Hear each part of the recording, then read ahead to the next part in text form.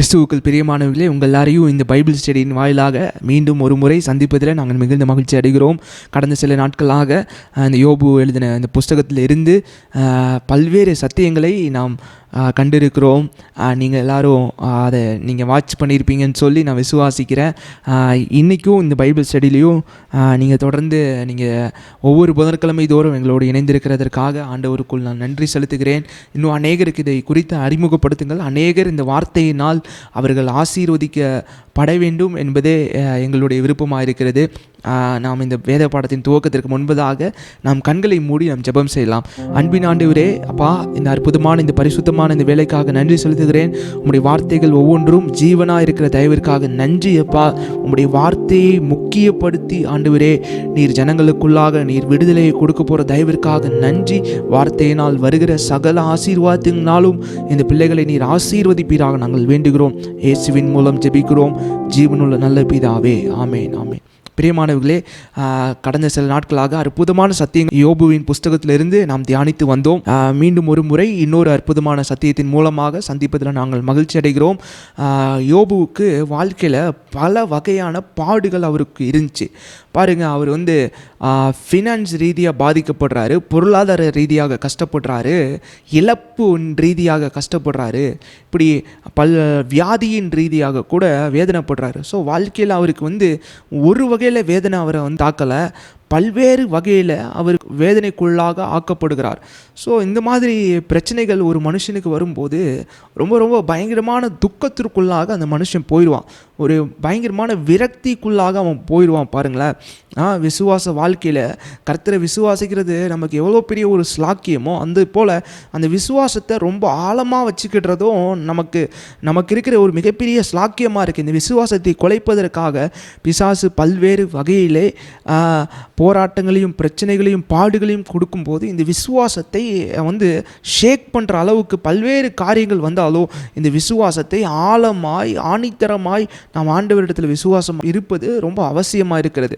யோபுவின் புஸ்தகத்தில் வாசிக்கும் போது அவருக்கு பல வகையான பாடுகள், அந்த பாடுகளினால் அவருடைய இருதயத்தின் நிறைவினால் தான் வாய் பேசும் என்று நமக்கு வேதத்தில் நம்ம வாசிக்கிறோம். அதுபோல் இருதயத்திற்குள்ள சஞ்சலம், வேதனை, பாடுகள் இருந்ததுனால இந்த யோபு வாயை திறந்து சில காரியங்களை சொல்ல ஆரம்பிக்கிறாரு. அந்த இருதயத்திற்குள்ளே இருக்கிற அந்த வேதனையினால், அந்த பிரச்சனைகளினால் அவரால் தாங்கொன்னா அந்த துயரம் இருக்குது பார்த்தீங்களா, அதை அந்த ஃபேஸ் பண்ணுறதுனால, அதை அனுபவிக்கிறதுனால அவர் வாயை திறந்து சில வார்த்தைகளை பேசுகிறார். அதை தான் யோபுவின் புஸ்தகம் 3வது அதிகாரத்தில் நம்ம தியானிக்க போகிறோம். இன்னைக்கு பாருங்க, அந்த புஸ்தகத்தில் யோபு புஸ்தகம் 3வது அதிகாரம் 3வது வசனத்தில் வாசிக்கும் போது, நான் பிறந்த நாளும் ஒரு ஆண் பிள்ளை உற்பத்தியாயிற்றென்று சொல்லப்பட்ட ராத்திரியும் அழிவதாக சொல்றார்.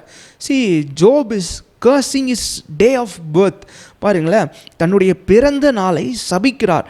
சாத்தான் ஆண்டவர்கிட்ட சவால் விட்டான். என்ன சவால்னா, இவனுடைய ஆஸ்தியையும் இவனுடைய பாதுகாப்பையும் இவனுக்காக நீர் கொடுக்கிற சகல சம்பத்துகளையும் நீர் எடுத்துட்டா இந்த மனுஷன் உண்மை தூஷித்திருவான் அப்படின்னு சொல்லி சவால் விட்டான். இதை யோபுவின் மனைவியும் இந்த யோபுட்ட அறிக்கை செய்கிறாங்க.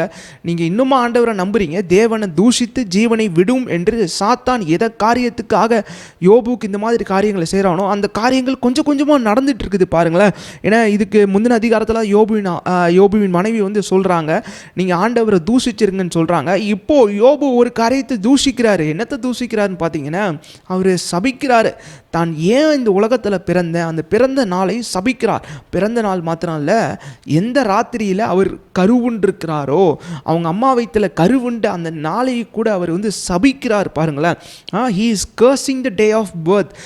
நிறைய நேரம் அந்த பாடுகள் வழியாக, பிரச்சனைகள் வழியாக போகும்போது நிறையா நேரம் யோசிச்சிருப்பாங்க, ஏன் இந்த உலகத்தில் நான் பிறந்தேன், ஏன் இந்த உலகத்தில் ஆண்டவர் என்னை பிறக்க வச்சாரு, இவ்வளோ கஷ்டத்தை அனுபவிக்கவா பிறக்க வச்சாரு சொல்லி நிறைய கேள்விகள் கேட்போம். பார்த்தீங்களா, வாழ்க்கையில் பிரச்சனைகளின் வழியாய் போகும்போது, பாடுகளின் வழியாய் போகும்போது. அதே போல தான் இந்த யோபு பக்தனும் இந்த மாதிரி கேள்விகள் விரக்தியினால் வாழ்க்கையில் இருக்கிற மிகப்பெரிய வேதனையின் உச்சக்கட்டத்தின் பிரதிமொழி தான் இந்த மாதிரி பதில்கள். பாருங்கள், அது மாத்திரம் இல்லை, Y was I ever born, நான் ஏன் பிறந்தேன்னு சொல்லி கேள்வி கேட்குறது மாத்திரம் இல்லை, ரொம்ப ரொம்ப எக்ஸ்ட்ரீமாக போகிறாரு பாருங்களேன். 11வது வசனத்தை வாசித்தீங்கன்னு சொன்னால் அதில் சொல்லப்பட்டிருக்கு, நான் கற்பத்தில் தானே அழியாமலும் கற்பத்திலிருந்து புறப்படுகிற போதே சாகாமலும் போனது என்ன, why did I not perish at பர்த்னு சொல்கிறாரு. இப்போ பிறந்த நாளை சபிச்சவர் இப்போ ரொம்ப எக்ஸ்ட்ரீமாக போய் சொல்கிறாரு, நான் கற்பத்தில் இருக்கும்போதே நான் வந்து செத்திருக்க கூடாதா, அப்போமே செத்துருந்தா இந்த மாதிரி வேதனையெல்லாம் நான் பார்த்துருக்க மாட்டேனே, இவ்வளோ வேதனையை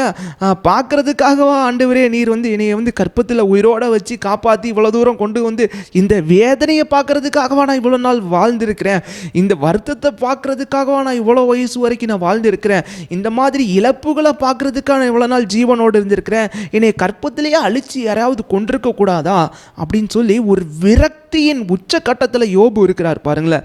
பிரியமானவர்கள், இதை பார்த்து கொண்டிருக்க இந்த நேரத்தில் நமக்கு கூட விசுவாச வாழ்க்கையில் பயங்கரமான புயல்கள் வேதனைகள் வரும்போதெல்லாம் இந்த மாதிரி ஒரு ஆணவத்தில் இந்த மாதிரிலாம் நம்ம கேள்வியை கேட்போம் பாருங்களேன். ஏன் நான் இந்த உலகத்தில் பிறந்தேன், ஏன் நான் செத்திருக்க கூடாதா, எங்கள் அம்மா என்னை வயதிலே சாகடிச்சிருக்க கூடாதா, ஏன் என்னைய ஆண்டவர் இது வரைக்கும் வச்சிருக்கிறாரு, இந்த மாதிரி இழப்புகளை பார்க்கறதுக்கா, இந்த மாதிரி துன்பங்களை பார்க்கறதுக்கா, இந்த மாதிரி தரித்திரத்தில் வாழ்கிறதுக்கு ஆண்டவர் என்னைய வந்து கற்பத்தில் சாகடிக்காமல் இவ்வளோ கஷ்டப்படுறதுக்கா என்னை ஆண்டவர் வந்து இது வரைக்கும் உயிரோடு வச்சிருக்கிறாரு அப்படின்னு சொல்லி நம்மளும் கேள்வி கேட்போம் பார்த்தீங்களா. இந்த மாதிரி புயல்கள் பிரச்சனைகளின் வழியாக போகும்போது இன்னும் பாருங்களேன், யோபு இன்னும் ரொம்ப எக்ஸ்ட்ரீமாக போய் இன்னொரு கேள்வி கூட கேட்குறாரு.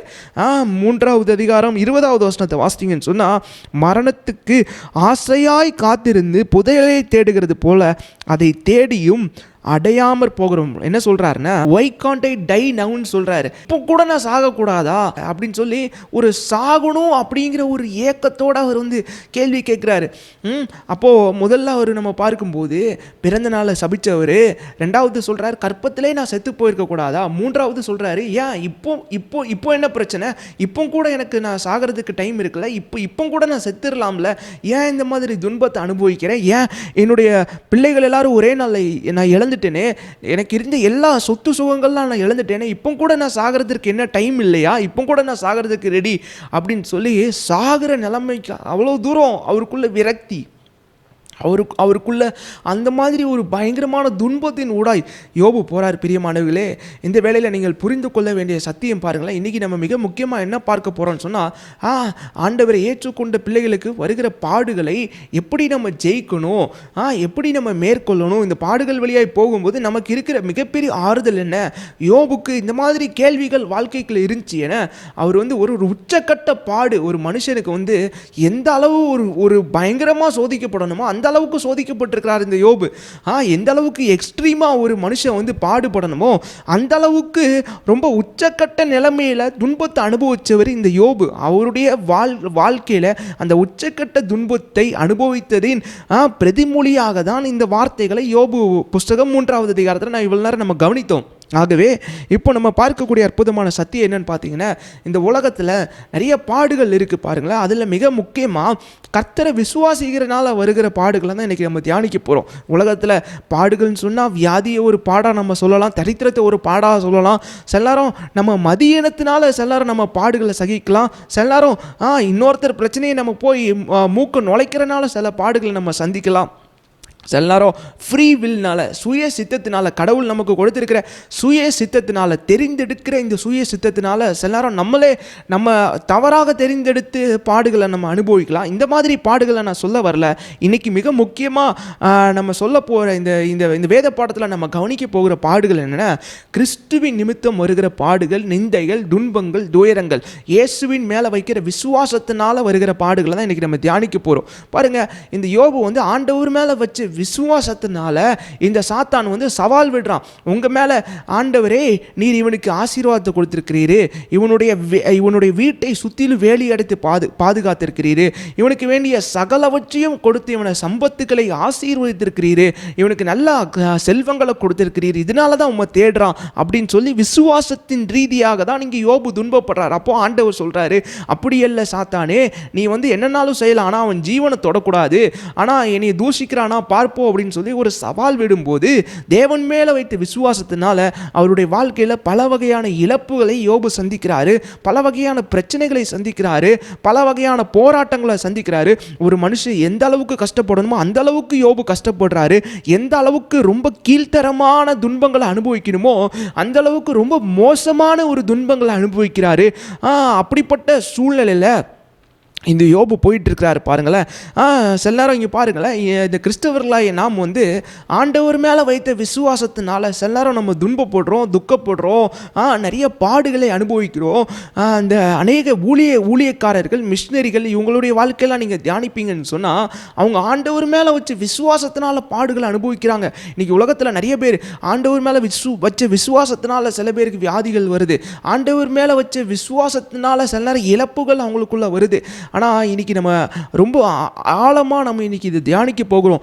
ஆண்டவர் மேலே வச்ச விசுவாசத்தினால் வருகிற பாடுகளை எப்படி நம்ம கையாள முடியும், எப்படி நம்ம அதை மேற்கொள்ள முடியும், எப்படி அந்த பாடுகளில் கர்த்தர் நமக்கு ஆறுதலை தருகிறாரு, எப்படி நம்ம ஜெயிக்க முடியும். பாருங்களேன், இந்த உலகத்தில் நம்ம வாழ்ந்து கொண்டிருக்கிறோம்ல, இந்த பாவ உலகத்தில் வாழ்கிறனால தான் இன்றைக்கி துன்பங்கள் துக்கங்கள் உலகத்தில் இருக்குது. பாருங்கள், கடவுள் நமக்கு துன்பங்களை கொடுக்கல, கடவுள் நமக்கு துக்கங்களை கொடுக்கல, பாடுகளை கொடுக்கல, பாவத்தினால தான் இந்த பாடுகள் உலகத்தில் இருக்குது.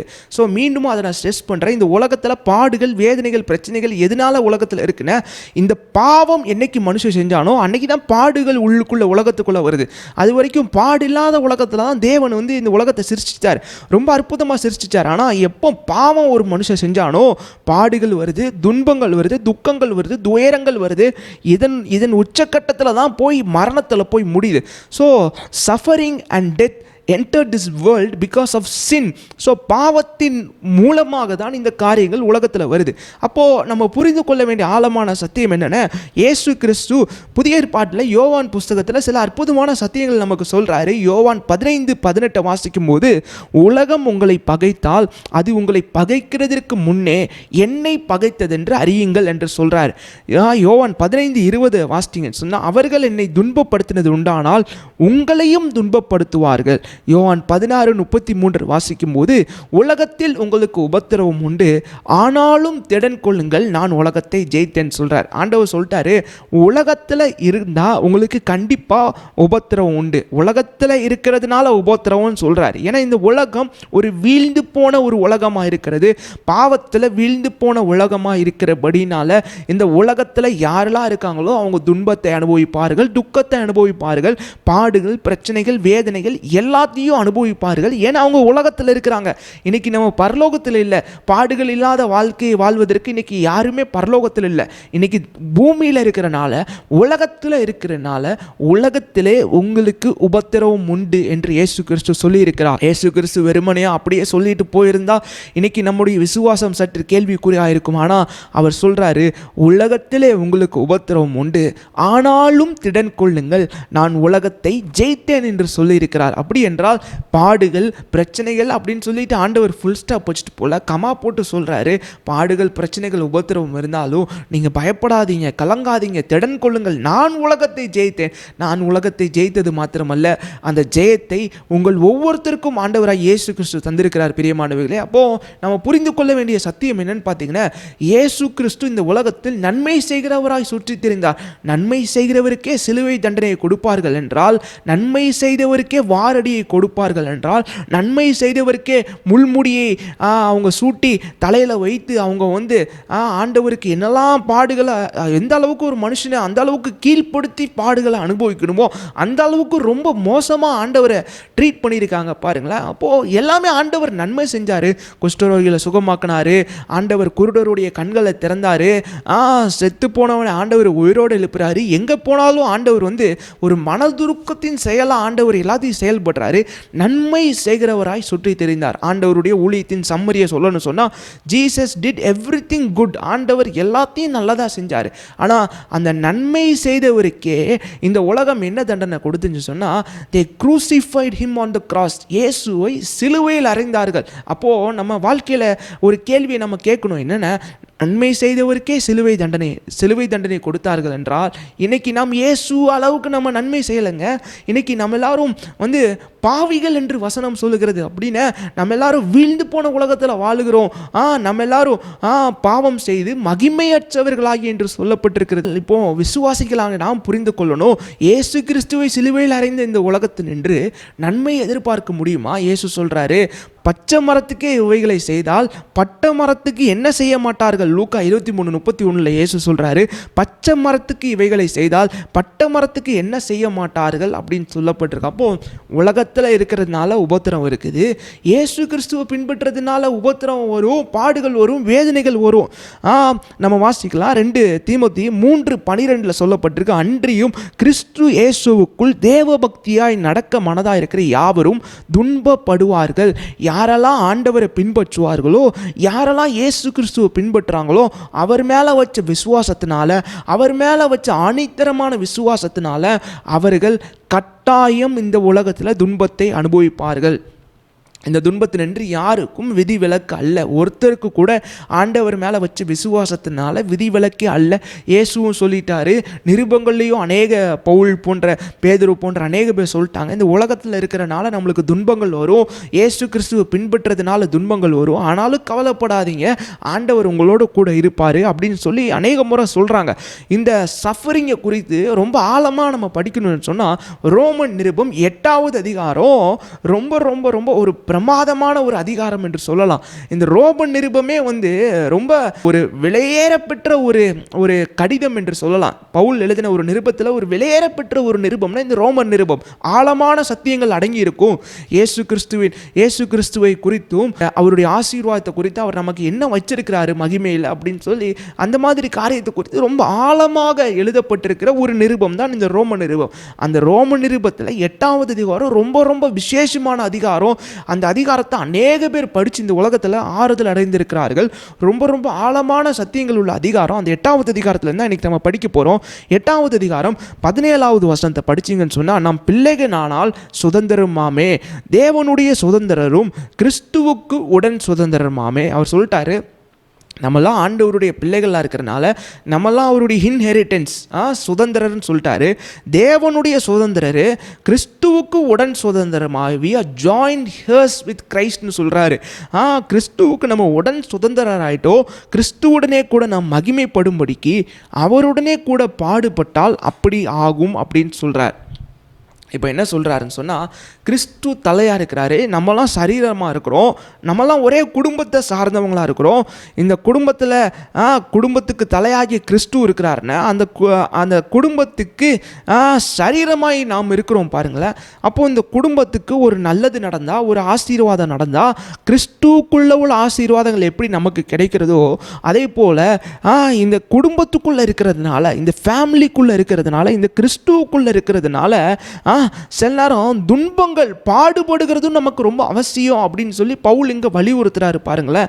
அவர் என்ன சொல்கிறாருன்னு சொன்னால், இந்த குடும்பத்துக்குள்ளே உள்ள ஆசீர்வாதம் எப்படி இயேசு கிறிஸ்து மூலமாக உங்களுக்கு வருகிறதோ அதே போல் இந்த பாடுபடுகிறதும் ஒரு ஸ்லாக்கியமாக நீங்கள் கருத வேண்டும்.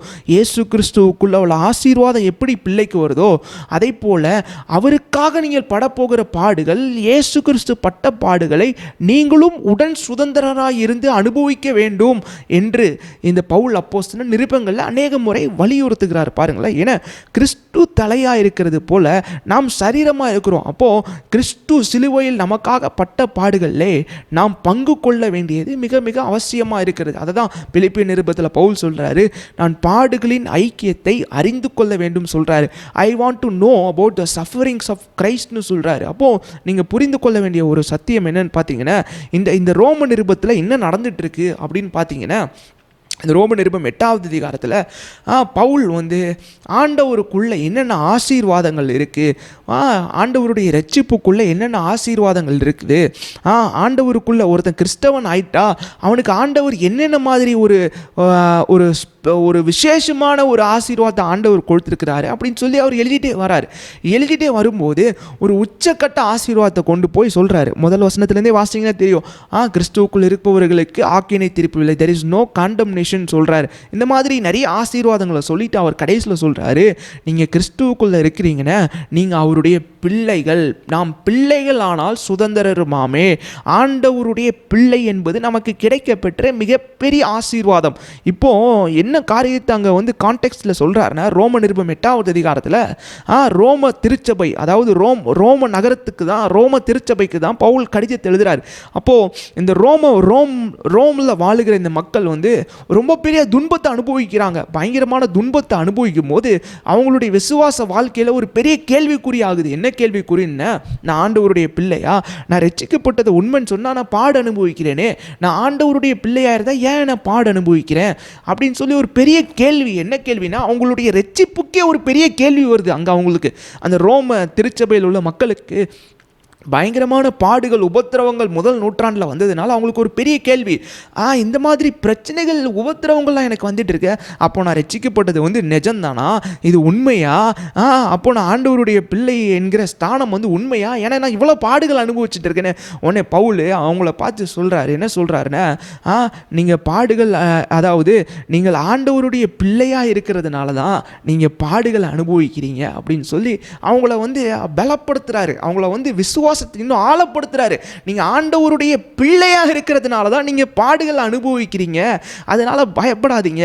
நீங்க கிறிஸ்துவுக்குள்ள இருக்கிறதுனால தான் பாடுகளை அனுபவிக்கிறீங்க, அதனால பாடுகள் வராம இருந்தாதான் நீங்க ஆச்சரியப்படணும். பாடுகள் வந்தா நீங்க ஆச்சரியப்படக்கூடாது.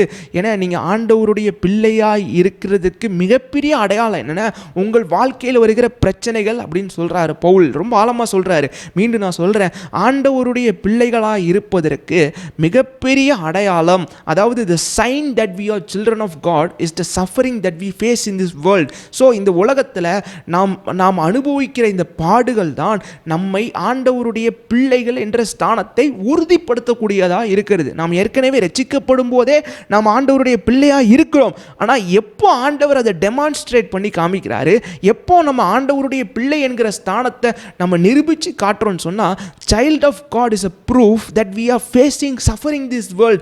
ஆண்டவருடைய பிள்ளை என்பதற்கு மிகப்பெரிய ஒரு ப்ரூஃப், ஒரு அடையாளம், ஒரு நிரூபணம் என்னன்னு பார்த்தீங்கன்னா, இந்த உலகத்தில் நாம் அனுபவிக்கிற வேதனைகள். அதனால் பிரியமானவர்களே, நம்ம இந்த உலகத்தில் வேதனைகள், துன்பங்கள் அனுபவிச்சா நீங்கள் சந்தோஷப்படணும். ஏன்னா நம்ம ஆண்டவருடைய பிள்ளைகளாக இருக்கிறதுனால தான் நம்ம அனுபவிக்கிறோம், வேற எதுக்கும் நம்ம துன்பத்தை அனுபவிக்கலை. அதனால் இதை கண்டு ஆச்சரியப்பட வேண்டிய அவசியம் இல்லை. இதை கண்டு ஐயோ ஏன் என்னை துன்பப்படுத்துகிறாங்க, ஐயோ டவுட் பட வேண்டிய அவசியம் இல்லை, சந்தேகப்பட வேண்டிய அவசியம் இல்லை. ஆனால் ஆண்டவருடைய பிள்ளை தானா, நான் ஆண்டவருக்கு ஒரு சுதந்திரவாளியாக இருக்கிறேன்னா, நான் கிறிஸ்துவுக்குள்ளே இருக்கிறேன்னா, ஏன் எனக்கு இந்த மாதிரி பாடுகள் இல்லை.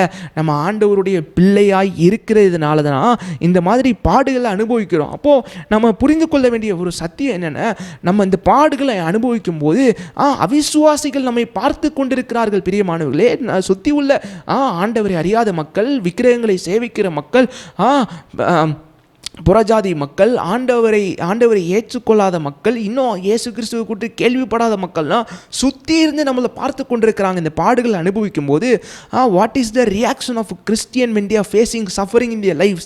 இந்த பாடுகளை அனுபவிக்கிற இந்த கிறிஸ்தவ மக்கள், ஆண்டவரை ஏற்றுக்கொண்ட மக்கள் என்ன மாதிரி எதிர்மொழி அவங்ககிட்ட இருந்து வருது, என்ன மாதிரி ரியாக்ஷன் அவங்ககிட்ட இருந்து வருது அப்படின்னு சொல்லி, the world is watching when we are suffering. நம்ம துன்பப்படும் போது, உபத்திரவப்படும் போது, இந்த முழு உலகமே, பக்கத்து வீட்டுக்காரங்க, சுற்றி உள்ளவங்க, நம்ம தெருக்காரங்க எல்லாருமே நம்ம உபத்திரவப்படும் போது நம்மளை பார்க்குறாங்க. ஏன் பார்க்குறாங்கன்னு சொன்னால், நம்ம ஆண்டவர் மேலே ரொம்ப விசுவாசமாக இருக்கிறோம். பாருங்கள், நல்லது நடக்கும் போதெல்லாம் ரொம்ப விசுவாசமாக இருக்கும். ஆண்டவரே உண்மை ஆராதிப்பேன்னு சொல்லி நல்ல காரியங்கள் நடக்கும் போதெல்லாம் ரொம்ப விசுவாசமாக இருக்கும். ஆனால் எப்போ வியாதி, துன்பம், துக்கம், பசி, வேதனை, கொடுமை, தரித்திரம், இந்த மாதிரி காரியங்கள் நடக்கும்போது தான் சுற்றி உள்ள மக்கள் பார்க்குறாங்க, இவங்க விசுவாசம், உண்மையிலேயே இவங்க ஆண்டவரை ஆராதிக்கிறாங்களே, அது இது உண்மையான விசுவாசமா, இல்லை ரொம்ப கெட்டியான விசுவாசமா, ஆழமான விசுவாசமா, இல்லை ரொம்ப அசைகிற ஒரு ஒரு விசுவாசமா அப்படின்னு சொல்லி பார்க்குறாங்க. அதனால் நம்ம புரிந்து கொள்ள வேண்டும், எவ்வளோத்துக்கு எவ்வளோ துன்பப்படுறோமோ புரிந்து கொள்ளணும். நம்ம ரட்சிக்கப்பட்டிருக்கிறது உண்மை, நம்ம ஆண்டவருடைய பிள்ளை என்பது உண்மை, நம்ம ஆண்டவருக்கு சுதந்திரவாளி என்பது உண்மை. அது மாத்திரம் அல்ல, பாடுகளில் அவரோட நாம் பங்காளிகள் ஆகிவிட்டோம் என்பது அதை காட்டிலும் ஒரு உண்மை. மீண்டும் திருப்பிக் கொள்ளுங்கள், ரோம நிருபம் 8வது அதிகாரம் 17வது வசனம் சொல்லப்பட்டிருக்குது, கிறிஸ்துவுடனே கூட என்று சொல்லப்பட்டிருக்கிறது. கிறிஸ்துவுடனே கூட நாம் மகிமைப்படும்படிக்கு அவருடனே கூட பாடுபட்டால் அப்படி ஆகும். அவரோடே கூட நாம் பாடுபட்டு கொண்டு இருக்கிறோம். அப்படி என்றால் இயேசுவினுடைய அந்த சிலுவை பாடுகள் என்பது இன்னைக்கும் தொடர்ந்து கொண்டு இருக்கிறது உலகத்தில். இன்றைக்கும் இயேசு கிறிஸ்து மீட்பிற்கான வேலையை சிலுவையில் முடித்து விட்டார். ஆனால் அந்த பாடுகள் இன்றைக்கும் ஆண்டவருடைய பிள்ளைகள் மூலமாக பல்வேறு இடத்துல உலகத்தில் தொடர்ந்து கொண்டு தான் இருக்கிறது. சிலுவை பாடுகள் என்பது சிலுவையோடு முடிகிறதல்ல. ஆண்டவருடைய பிள்ளைகள், விசுவாசிகள், அப்போஸ்தலர்கள், ஸ்ரீஷர்கள், ஆண்டவரை ஏற்றுக்கொண்டவர்கள் மூலமாக பல்வேறு இடங்களில் நடக்கிற இந்த பெர்சிக்யூஷன், இந்த உபத்திரவங்கள்னால பாடுகள் தொடர்ந்து கொண்டே இருக்கிறது. இதற்கு ஆதாரமாக சில வசனங்களை நம்ம வாசிக்க போகிறோம். 1 பேதுரு 4வது அதிகாரம் 13வது வசனத்தை வாசிக்கும்போது, கிறிஸ்துவின் மகிமை வெளிப்படும் போது நீங்கள் கலிகூர்ந்து மகிழும்படியாக அவருடைய பாடுகளுக்கு நீங்கள் பங்காளிகளானதால் சந்தோஷப்படுங்கள். அப்போஸ்தலனாகிய பேதுரு எழுதியிருக்கிறாரு, அவருடைய பாடுகளுக்கு நீங்கள் பங்காளிகள் ஆனதால் சந்தோஷப்படுங்கள். அப்போனா பாருங்க, partnership with the sufferings of Christ. பாடுகளுக்கு நீங்கள் பங்காளிகள் ஆனதால், கிறிஸ்துவின் பாடுகளுக்கு நீங்கள் பங்காளிகள் ஆனதால் நீங்கள் சந்தோஷப்படுங்கள் அப்படின்னு சொல்லி சொல்கிறாரு. அப்போது நம்ம கேட்கக்கூடிய கேள்வி என்னென்னா, ஐயோ ஆண்டவர் சிலுவையில் பாடு அனுபவித்து முடிச்சிட்டாருன்னு நினச்சேன். இல்லைங்க, நல்லா நீங்கள் பைபிள் முழுவதும் அற்புதமான சத்தியங்கள் இருக்கிறது. அதை நீங்கள் வாசித்தீங்கன்னு சொன்னால், கிறிஸ்து சிலுவையில் மீட்பிற்கான வேலையை முடிச்சிருக்கிறாரு. ஆனால் அவருடைய பாடுகள் இன்றைக்கும் அவருடைய பிள்ளைகள் மூலமாக தொடர்ந்து கொண்டே இருக்கிறது. பாருங்க, பாடுகளுக்கு நீங்கள் பங்காளிகள் ஆனதால். அப்படி என்றால் இந்த உலகத்தில் நாம் ஆண்டவரை விசுவாசிக்கிறதுனால, அவர் மேலே வச்ச ஆழமான நம்பிக்கையினால சில பாடுகளை இந்த உலகத்தில் அனுபவிக்கிறல. அந்த பாடுகளை அனுபவிக்கும் போது நீங்கள் புரிந்து கொள்ள வேண்டிய சத்தியம், நாம் பாடுகளுக்கு பங்காளிகளாக இருக்கிறோம். இயேசுவோடே கூட இந்த பாடுகளை அனுபவிக்கிறோம். இந்த பாடுகளை நாம் தனியாக அனுபவிக்கிறதில்லை. இந்த பாடுகள் அவரோடே கூட சேர்ந்து நாம் அனுபவிக்கிறோம். கொலோசியர் 1:24 வாசிக்கும் போது, இப்பொழுது நான் உங்கள் நிமித்தம் அனுபவிக்கிற பாடுகளில் சந்தோஷம் அடைந்து கிறிஸ்துவினுடைய உபத்திரவங்களில் குறைவானதை அவருடைய சரீரமாகிய சபைக்காக என் மாம்சத்தில் நிறைவேற்றுகிறேன். அவர் என்ன சொல்கிறாருன்னா, கிறிஸ்துவினுடைய உபத்திரவங்களில் குறைவானதை, ஆண்டவருடைய உபத்திரவங்களில் குறைவானதை அவருடைய சரீரமாகிய சபைக்காக என் மாம்சத்தில் நிறைவேற்றுகிறேன் என்று சொல்லுகிறார். கிறிஸ்துவினுடைய உபத்திரவங்களில் குறைவானது. அப்படி என்றால் ஆண்டவர் ஆகிய இயேசு கிறிஸ்து இந்த சிலுவை பாடுகள் இன்னும் தொடர்ந்து கொண்டிருக்கிறது என்று சொன்னோம். பார்த்தீங்களா? ஆண்டவராகிய இயேசு கிறிஸ்து மாம்சத்தில் வந்த காலத்தில் சிலுவையில் அவர் சில பாடுகளை பட்டார். ஆனால் இன்னும் கொஞ்சம் பாடுகள் இந்த உலகத்தில் பரிசுத்தவான்கள், ஆண்டவரை ஏற்றுக்கொண்டவர்கள் அனுபவிச்சு கொண்டிருக்காங்க. அவர் என்ன சொல்றாருன்னா, இயேசு கிறிஸ்து கொஞ்சம் பாடுகளை சிலுவையில் பட்டுட்டாரு, ஆனால் இந்த மீதி உள்ள கொஞ்சம் பாடுகளை நான் இந்த உலகத்தில் அனுபவிச்சுட்டு இருக்கிறேன். கிறிஸ்துவினுடைய உபத்திரவங்களில் குறைவானது, அந்த மீதி உள்ள பாடுகளை நான் என் மாம்சத்தில் நான் அனுபவித்து கொண்டிருக்கிறேன் அப்படின்னு சொல்கிறாரு. இன்னும் ஆதாரமாக உங்களுக்கு நீங்கள் வாசிக்கணும்னு சொன்னால், அப்போஸ்தலர் நடபடிகள் 9வது அதிகாரம் 4வது வசனத்தை வாசித்தீங்கன்னு சொன்னால், சவுலை குறித்து சொல்லப்பட்டிருக்கிறது. அப்போஸ்தலனாகிய பவுல் ஆண்டவரை ஏற்றுக்கொள்வதற்கு முன்பதாக ஆண்டவர் அவனுக்கு தரிசனமாகிறார். பாருங்க, அதில் சொல்லப்பட்டிருக்குது, அப்பொழுது சவுலே சவுலே நீ என்னை ஏன் துன்பப்படுத்துகிறாய் அப்படின்னு ஆண்டவர் ஒரு கேள்வி கேட்கிறார். அப்போது நம்ம கேட்க வேண்டிய ஒரு கேள்வி என்னென்ன, அப்போஸ்தலர் 9வது அதிகாரத்தினுடைய காலகட்டத்தில் இயேசு கிறிஸ்து அவர் பரமேறி விட்டார். அப்போது என்ன கேள்வினா, என்னை ஏன் துன்பப்படுத்துகிறான்னு சொன்னால், இயேசு சிலுவையில் அறையப்பட்டார். அவர் மீண்டும் அவர் உயிரோடு எழும்பி அவர் பரத்துக்கு போயிட்டார். இப்போது சவுல் கீழே இருக்கிறாரு. அவர் சொல்கிறாரு, அவரை பார்த்து ஆண்டவர் கேட்குறாரு, என்னை ஏன் துன்பப்படுத்துகிறாய், என்னை ஏன் துன்பப்படுத்துகிறார். ஆண்டவர் அவர் பரலோகத்துக்கு போய் ரொம்ப நாள் ஆயிட்டு இயேசு கிறிஸ்து. ஆனால் அவர் கேட்குறாரு, என்னை ஏன் துன்பப்படுத்துகிறாய் சொன்னால், ரியலாக மாம்சத்தில் என்னை நீ துன்பப்படுத்திட்டு இருக்கியா அப்படி அப்படின்னு சொல்லி கேட்கல. ஆண்டவர் சொல்கிறாரு, என்னுடைய சபைகளை ஏன் துன்பப்படுத்துகிறாய், என்னுடைய ஊழியர்களை ஏன் துன்பப்படுத்துகிறாய், என்னுடைய விசுவாசிகளை ஏன் துன்பப்படுத்துகிறாய் அப்படின்னு சொல்லி கேட்கும்போது அவருடைய பாடுகளுக்கு நாம் பங்காளிகள் ஆகிவிட்டோம் என்பதை குறிக்கிறது. அப்படி என்றால் இயேசுவினுடைய சிலுவை பாடுகள் இன்றும் அவருடைய பிள்ளைகள் மூலமாய், அவருடைய விசுவாசிகள் மூலமாய், அவருடைய ஊழியர்கள் மூலமாய் இன்றும் அநேக இடத்துல தொடர்ந்து கொண்டுதான் இருக்கிறது. அவருடைய பாடுகளுக்கு நாம் பங்காளிகளாய் இருக்கிறோம். பாருங்கள், கிறிஸ்துவனுடைய பாடுகள் தொடர்ந்து கொண்டே தான் இருக்கிறது. 2 கொரிந்தியர் 1:5 வாசிக்கும் போது, எப்படி எனில் கிறிஸ்துவினுடைய பாடுகள் எங்களிடத்தில் பெருகிறது போல கிறிஸ்துவினாலே ஆறுதலும் பெருகுகிறது அப்படின்னு சொல்கிறார். த சஃபரிங்ஸ் ஆஃப் கிரைஸ்ட்னு சொல்கிறாரு. பாருங்கள், அவருடைய பாடுகள் அவர் எப்படி சொல்கிறாருன்னா கிறிஸ்துவினுடைய பாடுகள் அப்படின்னா, இந்த பவுல் அப்போஸ்தலன், இந்த ஆதி காலத்து திருச்சபை விசுவாசிகள் எல்லாத்துக்கும் நல்லா புரிந்த சத்தியம் என்னென்னா, நான் அவருடைய பாடுகளுக்கு நான் பங்காளியாகிவிட்டேன். நான் பாடுகளை நான் மாத்திரம் அனுபவிக்கல, அவரோட கூட நான் சேர்ந்து இந்த உலகத்தில் பாட அனுபவிக்கிறேன். அன்றியும் கிறிஸ்துவுக்குள் இருப்பவர்கள் துன்பப்படுவார்கள். உலகத்தில் உங்களுக்கு உபத்திரம் உண்டு, ஆனாலும் திடன் கொள்ளுங்க, நான் உலகத்தை ஜெயித்தேன் சொல்லியிருக்கிறார்ல. அதே போல இந்த கிறிஸ்துவனுடைய பாடுகளுக்கு பங்காளிகள் ஆகிவிட்டார்கள். பாருங்க, 2 கொரிந்தியர் 11 வாசிக்கும் போது அப்போஸ்தலனாகிய பவுல் பல வகையான உபத்திரவங்கள் வழியாக கடந்து செல்கிறார். அந்த மாதிரி உபத்திரவங்கள்லாம் இந்த உலகத்தில் கொஞ்சம் பேர் தாங்க அந்த மாதிரிலாம் அனுபவப்பட்டிருப்பாங்க. அந்த மாதிரி உபத்திரவங்கள், பயங்கரமான உபத்திரவங்கள், அந்த மாதிரி உபத்திரவங்கள் வழியாக போகும்போது he is boasting about his suffering. அந்த உபத்திரவத்தை குறித்து அவர் ரொம்ப பெருமையாக பேசுகிறாரு.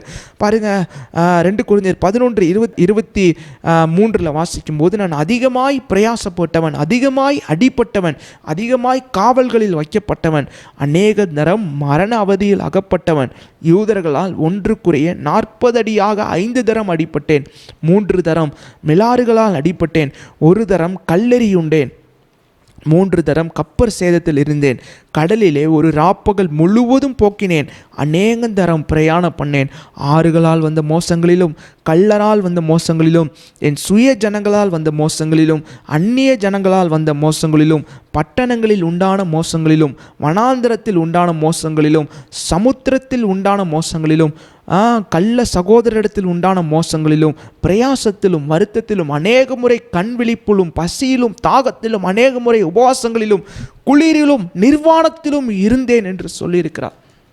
அப்போஸ்தலனாகிய பவுல் சொல்கிறாரு, ஆண்டவருடைய பாடுகளுக்கு நான் பங்காளிகள் ஆனதுனால இப்படிப்பட்ட பாடுகளை நான் ஆண்டவரோடே கூட சேர்ந்து நான் அனுபவிக்கிறேன் அப்படின்னு சொல்லி அந்த பாடுகளை குறித்து ரொம்ப மேன்மையாக பேசுகிறாரு. ரொம்ப அவர் ஐயோ ஏன் இந்த பாடுகளை அனுபவிக்கிறேன் அப்படின்னு அவர் சொல்லலை. பாருங்களா, ரொம்ப மேன்மையாக பேசுகிறாரு. ஆண்டவரோட கூட சேர்ந்து sufferings of Christ, I am in partnership with the sufferings of Christ, அவருடைய பாடுகளுக்கு நான் பங்காளிகளாகிவிட்டேன். பாருங்கள், பிலிப்பியர் நிருபம் 1:29 வசனமும் 30 வாசிக்கும் போது, ஏனெனில் கிறிஸ்துவினிடத்தில் விசுவாசிக்கிறதுக்கு மாத்திரமல்ல அவர் நிமித்தமாக பாடுபடுகிறதற்கும் உங்களுக்கு அருளப்பட்டிருக்கிறது. அப்போஸ்தலனாகிய பவுல் தான் இந்த நிருபத்தை எழுதுறாரு. அவர் சொல்கிறாரு, கிறிஸ்துவை விசுவாசிக்கிறது மாத்திரம் நமக்கு கிடைத்த ஸ்லாக்கியம் அல்ல, அவரை தெய்வமாக ஏற்றுக்கொண்டது மாத்திரம் நமக்கு கிடைத்த ஸ்லாக்கியம் அல்ல, அவரை தெய்வமாக ஏற்றுக்கொண்ட பிரதிபலனாக நமக்கு கிடைக்கக்கூடிய ஆசீர்வாதங்களை பெற்றுக்கொள்கிறது மாத்திரம் நமக்கு ஸ்லாக்கியம் அல்ல, அவரோடே கூட சேர்ந்து பாடு அனுபவிக்கிறதும் நமக்கு கிடைத்த மிகப்பெரிய ஸ்லாக்கியம் என்று அப்போஸ்தலனாகிய பவுல் சொல்கிறார். மீண்டும் நான் சொல்கிறேன், ஆண்டவரை விசுவாசிப்பதும் எவ்வளோத்துக்கு எவ்வளோ ஒரு ஸ்லாக்கியமோ அதே போல் கர்த்தருக்காக பாடு அனுபவிப்பது அதைவிட பெரிய ஒரு ஸ்லாக்கியம் என்று பவுல் இங்கே வலியுறுத்துகிறார். இதே கான்செப்டை தான் இதே கொள்கையை தான் யோபுவும் அவருடைய மனைவிட்ட சொல்கிறாங்க. என்ன சொல்கிறாங்கன்னா, தேவனிடத்திலிருந்து நன்மையை பெற்று நாம் தீமையை பெறக்கூடாதா அப்படின்னு சொல்கிறாங்க. அப்போஸ்தலனாகிய பவுல் சொல்கிறாரு, ஆண்டவருடைய ஆசீர்வாதங்கள், இரட்சிப்பின் ஆசீர்வாதங்களை பெற்றுக்கொண்ட நாம் அவரை விசுவாசிக்கிறதுனால கிடைக்கக்கூடிய ஸ்லாக்கியங்களை பெற்றுக்கொண்ட நாள் அவர் நிமித்தமாக பாடு அனுபவிப்பதற்கும் நான் பிரயாசப்படுகிறேன், அது எனக்கு கிடைத்த மிகப்பெரிய ஸ்லாக்கியம்னு சொல்கிறார். பாருங்களேன், இப்படிப்பட்ட பாடு அனுபவித்திருக்கிறாங்களா இந்த அப்போஸ்தலனாகிய பவுல், இந்த சீஷர்கள், இந்த விசுவாசிகள், ஆதி காலத்து திருச்சபையில் அநேக பேர் பாடு அனுபவிக்கிறாங்க. ஆனால் இந்த பாடு அனுபவிக்கும் போது எப்படி அவங்களால இந்த மாதிரி நம்பிக்கையாக பாடு அனுபவிக்க முடிஞ்சுது? அவங்களுடைய நம்பிக்கை கொஞ்சம் கூட அசையலையே, கொஞ்சம் கூட அவங்க அஸ்திபாரம் அசையலையே, கொஞ்சம் கூட ஆண்டவர் மேலே சந்தேகம் வரலையே, கொஞ்சம் கூட அவங்களுக்கு ஆண்டவரை குறித்த கேள்வி வரலையே, ஆனால் யோபு 3வது அதிகாரத்தை வாசிக்கும் போது ஆங்கில வேதாந்தத்தை வாசிங்க சொன்னால் அவர் அநேக முறை ஒய் என்ற கேள்வி எழுப்பியிருக்கிறார். ஏன் ஆண்டவரே இப்படி செஞ்சிரு, ஏன் என்னை கற்பத்தில் கொலை பண்ணியிருக்க கூடாதா, ஏன் என்னைய என்னை பிறக்க வச்சிரு உலகத்தில், ஏன் நான் இப்போ சாகக்கூடாதா, ஏன் ஏன் ஏன் ஒய் என்ற கேள்வி அநேக முறை அவர் கேட்குறார். நான் புதிய ஏற்பாட்டுக்கு வரும்போது அப்போஸ்தலனாகிய பவுலோ சீஷர்களோ இவங்களாம் ஏகப்பட்ட பாடுகள், யோபுவை காட்டிலும் பல மடங்காக சில பேர் பாடுகள் அனுபவிச்சிருக்கிறாங்க. ஆனால் அவங்க ஆண்டவருடைய விசுவாசத்துலேருந்து கொஞ்சம் கூட வழி விலகலைங்க. அவங்க கொஞ்சம் கூட சந்தேகப்படலை. எப்படி அந்த நம்பிக்கைக்குரிய அந்த ஒரு ஆழமான ஒரு நம்பிக்கை அவங்களுக்குள்ளே வந்துச்சு, எப்படி அசையாத ஒரு விசுவாசம் அவங்களுக்குள்ளே வந்துச்சு, எப்படி இந்த பாடு அனுபவிக்கும் போதும் அவங்களுக்குள்ள விசுவாசம் வர்த்திக்கப்பட்டுருச்சு, அவங்களுக்கு பாடு அனுபவிக்கும் போது விசுவாசம் கொஞ்சம் கூட குறையலையா, அவங்க உறுதி கொஞ்சம் கூட அசையலையா, இன்னும் உறுதியாக தானே பாடு அனுபவிக்கும் போது உறுதியாக பாடு அனுபவிக்கிறாங்களே, என்ன மாற்றம் பழைய ஏற்பாட்டுக்கு புதிய ஏற்பாட்டுக்கு என்ன மாற்றம் அப்படின்னு சொல்லி நீங்கள் பார்த்தீங்கன்னு சொன்னால் ரோமர் நிருபம் 8வது அதிகாரம் 18வது வசனத்தில் அதற்கான விடை இருக்கிறது பாருங்களேன். அதில் சொல்லப்பட்டிருக்கு, ஆதலால் இக்காலத்து பாடுகள் இனி நம்மிடத்தில் வெளிப்படும் மகிமைக்கு ஒப்பிடத்தக்கவைகள் அல்லவென்று எண்ணுகிறேன். இந்த வார்த்தை ரொம்ப முக்கியம். எண்ணுகிறேன். அவர் சொல்கிறாரு, காலத்து பாடுகள், இந்த காலத்தில் நான் அனுபவிக்கிற பாடுகள் இனி வெளிப்பட போகும் மகிமைக்கு ஒப்பிடத்தக்கவைகள் அல்லவே அப்படின்னு சொல்கிறார். அப்படி என்றால் அவங்களுடைய கண்ணோட்டம், பவுல் அப்போஸ்தலனுடைய கண்ணோட்டம் பாடு அனுபவிக்கும் போது அந்த பாடுகளை குறித்து வேதனை அந்த காரியம் அவரை கொஞ்சம் கூட அவளை சிதைக்கலை. ஏன்னா அவருடைய கண்ணோட்டம் ரொம்ப தெய்வீக கண்ணோட்டமாக இருந்துச்சு. இந்த காலத்தை குறித்து நான் யோசிக்க போகிறதில்ல, இந்த காலத்தில் எவ்வளோ பாடுகள் வந்தாலும் அதை நான் சமாளிச்சுக்கிடுவேன், அதை நான் ஃபேஸ் பண்ணிடுவேன். ஏன்னா அவர் எனக்காக அங்கே அக்கறையில் ஒரு மகிமையை வச்சுருக்கிறாரு அப்படிங்கிற ஒரு ஆழமான நம்பிக்கை அவருக்குள்ளே இருந்துச்சு. பாருங்களேன், 1 பேதுரு 5:1 வாசிக்கும் போது, உங்களில் உள்ள மூப்பருக்கு உடன் மூப்பனும் கிறிஸ்துவின் பாடுகளுக்கு சாட்சியும் இனி வெளிப்படும் மகிமைக்கு பங்காளியுமாய் இருக்கிற நான் புத்தி சொல்லுகிறது என்னவெனில், இனி வெளிப்படும் மகிமைக்கு பங்காளிகளாக இருக்கிறதுனாலே. அதான் ரோமர் நிருபம் 8வது அதிகாரம் 17-18 வாசித்தோம்ல பாருங்கள், அவரோடே கூட பாடுகளுக்கு நம்ம பங்காளிகளாக இருக்கிறதுனால ஒரு நாளில் அவரோடே கூட பாடுகளை சகித்தோமானால் அவரோடே கூட ஆளுகையும் செய்வோம். பாடுகளுக்கு நீங்கள் பங்காளிகள் ஆனால் நிச்சயமாக மகிமைக்கும் பங்காளிகள் ஆவீர்கள். நான் மீண்டும் அந்த கோர்வையை நான் உங்களுக்கு ஞாபகப்படுத்துகிறேன். நீங்கள் பாடுகளுக்கு பங்காளிகளானது எவ்வளவு நிச்சயமோ, ஆண்டவருடைய குடும்பத்தில் நீங்கள் இணைக்கப்பட்டது எவ்வளவு நிச்சயமோ, ரட்சிப்பினால் வருகிற ஆசீர்வாதத்தை சுதந்திரித்துக் கொள்ளுவது எவ்வளவு நிச்சயம், அந்த அளவிற்கு ஒரு மிக நிச்சயமான ஒரு காரியம், அவருடைய மகிமைக்கும் நீங்கள் பங்காளிகள் ஆகிறீர்கள். பாடுகளுக்கு பங்காளிகள் ஆனதால் இப்பொழுது மகிமைக்கும் நீங்கள் பங்காளிகள் ஆகிறீர்கள். பாருங்க, இந்த ஆதி அப்போஸ்தலர்கள், இந்த விசுவாசிகள், இந்த மாதிரி ஆண்டவர் மிஷினரிமார்கள் நிறைய பேர் பாடு அனுபவிக்கிறாங்க. ஆனால் எப்படிங்க இவங்களுக்கு இந்த ஆழமான ஒரு நம்பிக்கை, அதாவது இக்காலத்து பாடுகள் இனி வெளிப்பட போகும் மகிமைக்கு ஒப்பிடத்தக்கவைகள் அல்லவே என்கிற ஒரு ஆழமான விசுவாசத்தை எப்படி வைத்து கொண்டாங்கன்னு சொன்னால், ஒரு சின்ன உதாரணத்தை உங்களுக்கு நான் கொடுக்குறேன் பாருங்கள். ஒரு கர்ப்பஸ்திரியை நீங்கள் உதாரணப்படுத்தி எடுத்துக்கோங்களேன். அந்த கர்ப்பஸ்திரிக்கு கர்ப்ப காலத்தில் பயங்கரமான வேதனைகள், அவங்களுக்கு வலி, சரீர ரீதியாக ஒரு பக்கம் துன்பத்தை அனுபவிச்சாலும் எமோஷனல் ரீதியாக அவங்க பல வகையான துன்பத்தை அனுபவிப்பாங்க. அந்த வலி அவங்களுக்கு பயங்கரமான வலியை ஏற்படுத்தக்கூடியதாக இருந்தாலும், பல வகையான துக்கங்களை அவங்க மனசுக்குள்ளே வச்சுருந்தாலும், அந்த துக்கத்தை அவங்க எப்படி மேற்கொள்வாங்கன்னு சொன்னால், இந்த துக்கத்தை நான் அனுபவிச்சா நீ வெளியே வரப்போகிற புது ஜீவனை நினைத்து, வெளியே வரப்போகிற அந்த புது குழந்தையை நினைத்து, அந்த குழந்தையின் சந்தோஷத்தை நினைச்சு அந்த வலியை அவர்கள் மேற்கொள்ளுகிறார்கள். இதுதான் ஆழமான சத்தியம். பாருங்கள், அவங்க எவ்வளோதான் அந்த பிரசவ வேதனையில் அவங்க வலியில் அவங்க துடித்தாலும் அவங்களுக்குள்ள ஒரு நம்பிக்கை என்னென்ன, இந்த வலி வேதனையை நான் அனுபவித்தாலும் வெளியில் ஒரு ஜீவன் வரப்போகுது, அந்த ஜீவனை நான் பார்க்கணும், அந்த ஜீவனுடைய சந்தோஷத்தை பெருசாக நினச்சதுனால அவங்க அந்த தற்காலத்து பாடுகளை அவங்க பெருசாக நினைக்கிறது இல்லை. இனி வெளிப்பட போகும் மகிமையை பெருசாக நினச்சதுனால இக்காலத்து பாடுகள் அவங்களுக்கு ஒன்றுமே தெரில. எவ்வளோ வேதனைப்பட்டாலும், ஹாஸ்பிட்டல் அவங்க எவ்வளோ வேதனைப்பட்டாலும், சரீர ரீதியாக அவங்க எவ்வளோ வேதனைப்பட்டாலும் அது ஒரு வேதனையாக தெரிகிறதில்ல. ஏன்னா ஒரு புது ஜீவனை அவர்கள் பார்க்க போகிறார்கள். அந்த புது ஜீவனை பெற்றுக்கொள்ளுகிற ஒரு நம்பிக்கை அதன் மேலே அவங்க கண்ணை ஃபிக்ஸ் பண்ணனால, அது மேலே அவங்க கண்ணை பதிய வச்சதுனால, புதிய ஜீவன் மேலே வச்சதுனால அந்த பெயின், அந்த சஃபரிங், அந்த பாடுகள், வேதனைகள் அவங்களுக்கு அது ஒரு பொருட்டாகவே எண்ணவில்லை அவர்கள்.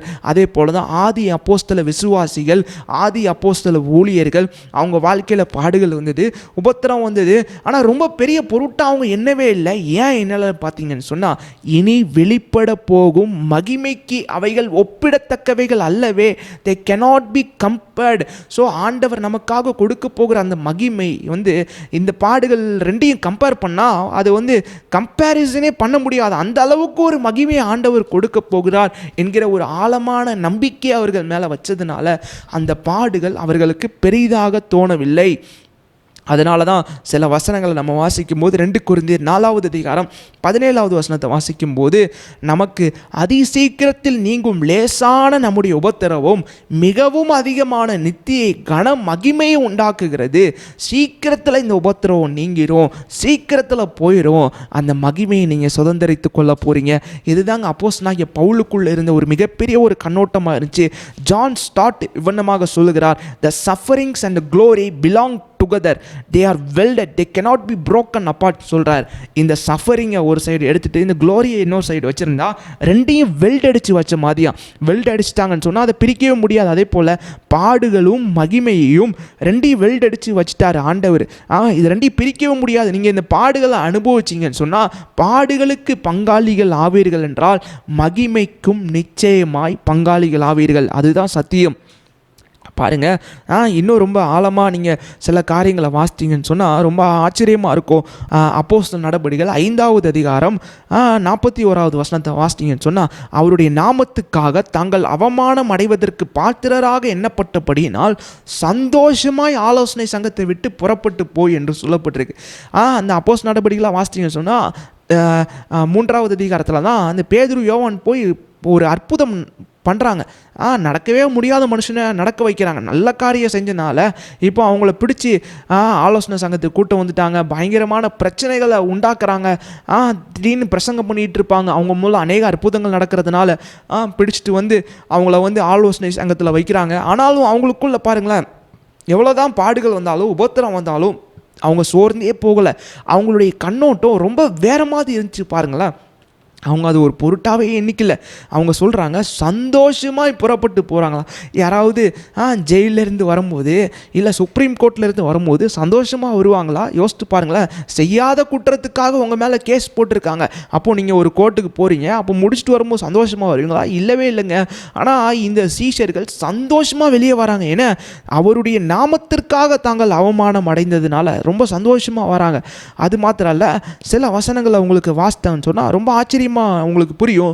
1 தெசலோனிக்கேயர் 1வது அதிகாரம் 6வது வசனத்தை வாசித்தோம்னு சொன்னால், நீங்கள் மிகுந்த உபத்திரவத்திலே பரிசுத்த ஆவியின் சந்தோஷத்தோட திருவசனத்தை ஏற்றுக்கொண்டு பாருங்க. அதில் 2 காரியத்தை சொல்றாரு. மிகுந்த உபத்திரவமா, எக்ஸ்ட்ரீம் சஃபரிங் சொல்றாரு. இன்னொரு காரியம் சொல்றாரு, joy of the holy spirit சொல்றாரு. பரிசுத்த ஆவியின் சந்தோஷத்தோட சொல்றாரு. அப்போ மிகுந்த உபத்திரம் ஒரு பக்கம் இருந்தாலும் இன்னொரு பக்கம் பயங்கரமான சந்தோஷம் இருக்குது. இது எப்படி இருக்குன்னு சொன்னால், அவர்களுடைய கண்ணோட்டம் ரொம்ப ஆழமாக இருந்துச்சு. என்ன மாதிரி கண்ணோட்டம் சொன்னால், இக்காலத்து பாடுகள் இனி வரப்போகும் மகிமைக்கு ஒப்பிடத்தக்கவைகள் அல்லவே. அவரோடே கூட பாடுபட்டால் அவரோடே கூட ஆளுகை செய்வோம் என்கிற ஒரு ஆழமான நம்பிக்கை அவர்களுக்குள்ளே இருந்துச்சு. அதனால தான் அவங்க போகிற வழியெல்லாம் அவங்க பிரசங்கம் பண்ணுறாங்க. அப்போஸ்தலர் நடபடிகள் 14வது அதிகாரம் 22வது வசனத்தில் அவங்க பிரசங்கம் பண்ணுறாங்க. நாம் அநேக உபத்திரவங்களின் வழியாய் தேவ ராஜ்யத்தில் பிரவேசிக்க வேண்டும் என்று சொன்னார்கள். அநேக உபத்திரவங்களின் வழியாய் நம்ம தேவனுடைய ராஜ்யத்தில் பிரவேசிக்கணும்னு சொல்கிறாங்க. So suffering cannot be exempted from this world, but we have to go through this suffering. But when we go through this suffering, we have the promise that God is always with us. இந்த உபத்திரவங்கள், வேதனைகள் கிறிஸ்தவர்களுக்கு விதிவிலக்கல்ல. அது நிச்சயமாக இந்த உபத்திரவங்களையும் இந்த வேதனைகளையும் நாம் கடந்துதான் ஆக வேண்டும். ஆனால் ஆண்டவர் நமக்கு கொடுக்கிற சத்தியம் என்னவென்றால், என்னவென்றால், அந்த வேதனைகளையும் அந்த பிரச்சனைகளையும் நம்ம வந்து அதனூட நம்ம கடந்து போனால் நமக்காக ஒரு பெரிய மகிமையை கர்த்தர் ஆயத்தம் பண்ணி வைத்திருக்கிறார். இன்னொரு காரியத்தை நம்ம பார்க்க போகிறோம். ஸ்தேவானுடைய கண்ணோட்டத்தை நம்ம பார்க்க போகிறோம். இந்த பாடுகளை குறித்து, இந்த மகிமையை குறித்து அவருக்கு இருந்த கண்ணோட்டத்தை நம்ம பார்க்க போகிறோம். அப்போஸ்தலர் நடபடிகள் 7வது அதிகாரத்தில் ஸ்தேவான் வந்து அவர் நல்லா ஊழியம் செஞ்சார். நிறையா அவர் வந்து ஆண்டவருக்காக காரியங்களை செஞ்சதுனால இந்த பிரதான ஆசாரியர்கள், இந்த பரிசேயர்கள்லாம் கோவப்பட்டு அவர் பிடிச்சிட்டு வந்துட்டாங்க.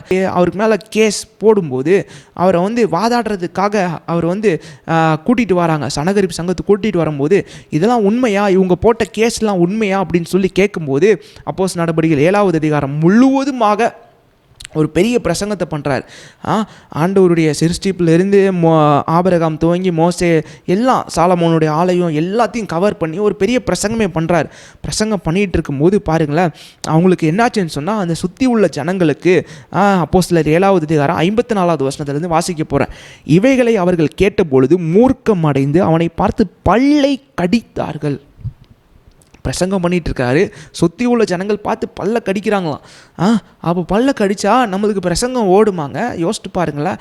பல்ல கடிச்சிட்டு இவனை என்ன பண்ணலான்னு சொல்லி அப்படிப்பட்ட நிலைமையில் அப்படி வெறி கொண்டு போய் நிற்கும் போது அதில் வசனம் சொல்லுது, அடுத்த வசனம், அவன் பரிசுத்த ஆவியிலே நிறைந்தவனாய் வானத்தை அண்ணாந்து பார்த்து தேவனுடைய மகிமையும் தேவனுடைய வலது பாரிசத்தில் இயேசு நிற்கிறதையும் கண்டு என்று சொல்லப்பட்டிருக்கு. அப்போது அவருக்குள்ளே இருந்த கண்ணோட்டத்தை பாருங்களேன்.